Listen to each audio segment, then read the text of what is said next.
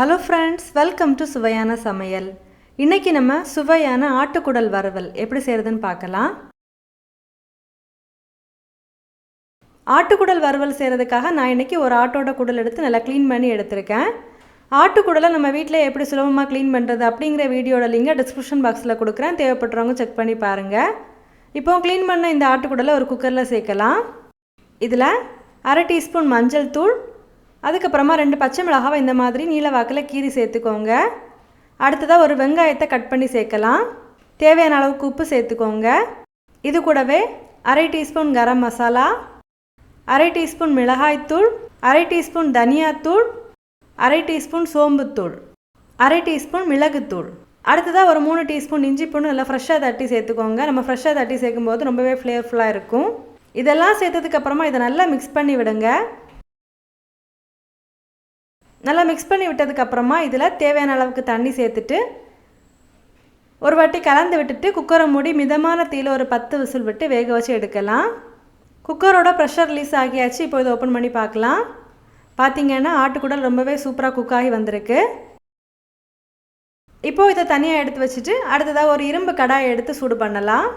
கடாய் சூடானதுக்கப்புறமா இதில் தேவையான அளவுக்கு தேங்காய் எண்ணெய் சேர்த்து சூடாக விடலாம். இந்த ஆட்டுக்குடல் வறுவல் செய்கிறதுக்கு பார்த்திங்கன்னா இரும்பு கடாயை எடுத்துக்கோங்க.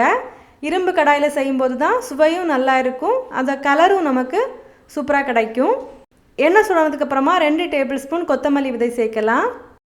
கூடவே காரத்துக்கு 4 காய்ந்த மிளகாய், நீங்கள் உங்கள் காரத்துக்கு தகுந்த மாதிரி சேர்த்துக்கோங்க.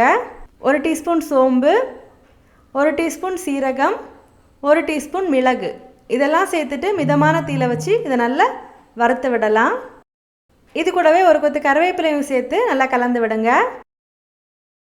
மசாலா நல்லா வறுபட்டு வந்ததுக்கப்புறமா இந்த மசாலாவை எண்ணெயிலேருந்து நல்லா வடிகட்டி தனியாக எடுக்கலாம். இந்த மசாலா சூடாறினதுக்கப்புறமா இது ஒரு மிக்ஸி ஜாரில் சேர்த்துட்டு இந்த மசாலாவை நல்லா அரைச்சிடுங்க. அரைச்செடுத்த மசாலாவை தனியாக எடுத்து வச்சுருங்க. இப்போது இதில் கொஞ்சமாக சோம்பு சேர்க்கலாம். அடுத்ததாக ஒரு 10 சின்ன வெங்காயத்தை கட் பண்ணி எடுத்துருக்கேன். இதில் சேர்த்து வதக்கி விடலாம். கொஞ்சமாக கருவேப்பிலை சேர்த்து வதக்கலாம்.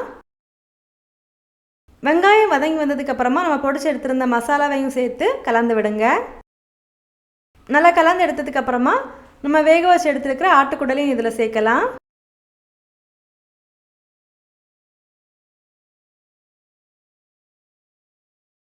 ஒரு வாட்டி நல்லா கலந்து விட்டுட்டு இது எல்லாமே சேர்ந்து நல்லா கொதிக்கட்டும். இதில் இருக்கிற தண்ணி எல்லாமே நல்லா கெட்டியாகி வரணும். நல்லா கொதிக்க வச்சு எடுக்கலாம். நம்ம சேனலில் பார்த்தீங்கன்னா நான் இன்னொரு வெரைட்டி ஆஃப் ஆட்டுக்குடல் வறுவல் ரெசிபி ஷேர் பண்ணியிருக்கேன். அந்த ரெசிபி நிறைய பேர் செஞ்சு பார்த்துட்டு நல்ல பாசிட்டிவான ஃபீட்பேக் ஷேர் பண்ணியிருந்தீங்க. உங்கள் எல்லாருக்குமே ரொம்ப தேங்க்ஸ். அந்த ரெசிபியோட லிங்கையும் நான் டிஸ்கிரிப்ஷன் பாக்ஸில் கொடுக்குறேன், நீங்களும் செக் பண்ணி பாருங்கள்.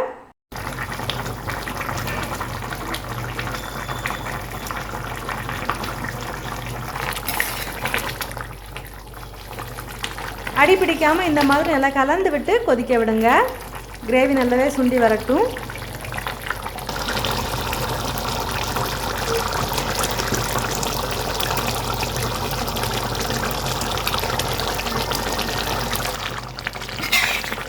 அடி பிடிக்காமல் இதை நல்லா கலந்து விட்டுட்டு நல்லா கொதிக்க வச்சு எடுங்க.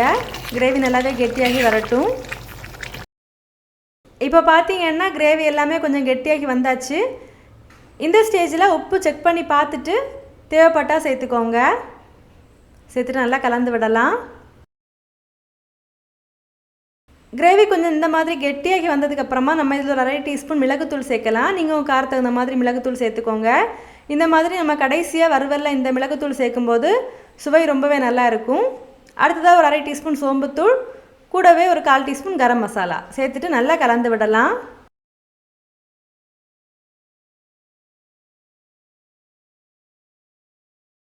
இன்னுமே இந்த மசாலாவோட சேர்த்து இது நல்லாவே கெட்டியாகி வரணும். நல்லாவே கலந்து விடலாம்.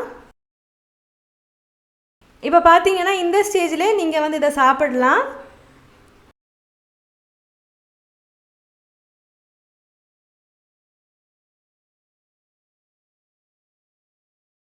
இன்னும் நீங்கள் இதை ட்ரையாக வேணும்னு நினச்சிங்கன்னா இன்னுமே இதை ரோஸ்ட் ஆக விட்டு எடுக்கலாம்.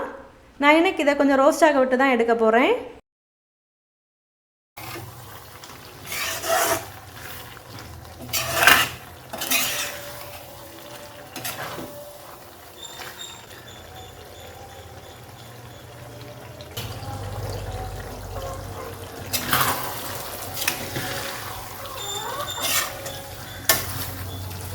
இப்போ பார்த்தீங்கன்னா இது இன்னுமே நல்லா ரோஸ்ட் ஆகி வந்தாச்சு. இப்போ கடைசியாக இதில் கொஞ்சமாக கறிவேப்பிலை கொத்தமல்லி சேர்த்து கலந்து விடலாம்.